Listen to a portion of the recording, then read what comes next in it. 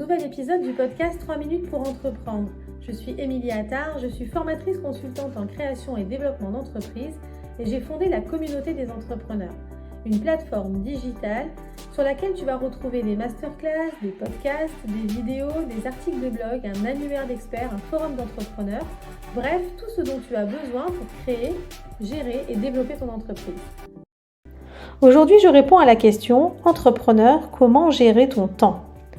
Lorsque l'on est entrepreneur, la notion de gestion du temps est importante et ce pour plusieurs raisons.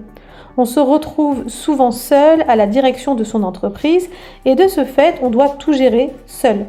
Apprendre à gérer son temps est donc primordial si tu veux aller sérieusement au bout de ton projet. Alors voici quelques conseils pour t'aider à mieux gérer ton temps.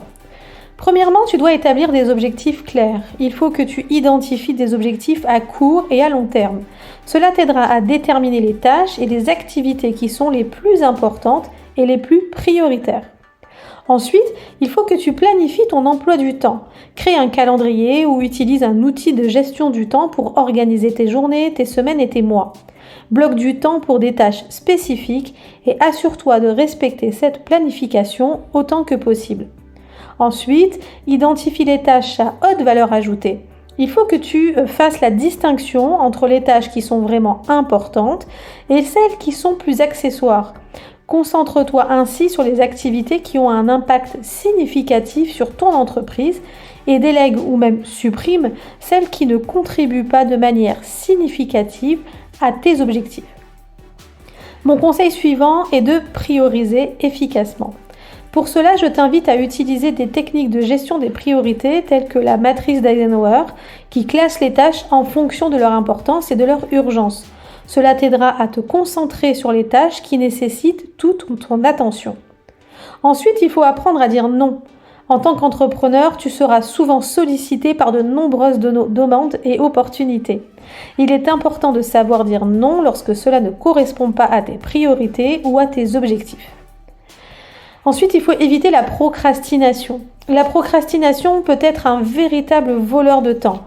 Identifie les causes de ta procrastination et utilise des techniques pour la surmonter, comme la technique Pomodoro dont je t'ai parlé dans un épisode précédent, ou la création d'échéances strictes pour tes tâches. Et puis, il faut penser à déléguer efficacement. Ne te sens pas obligé de tout faire toi-même. Identifie les tâches que tu peux déléguer à d'autres membres, par exemple, de ton équipe, ou externaliser à des freelances ou des prestataires de services. Bien sûr, il faut que tu évites la surcharge de travail. Travailler de longues heures peut sembler productif, mais cela peut finir par t'épuiser et nuire à ton activité.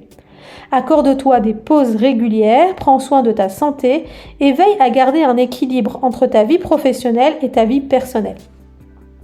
Ensuite, je te conseille d'utiliser des outils de gestion du temps.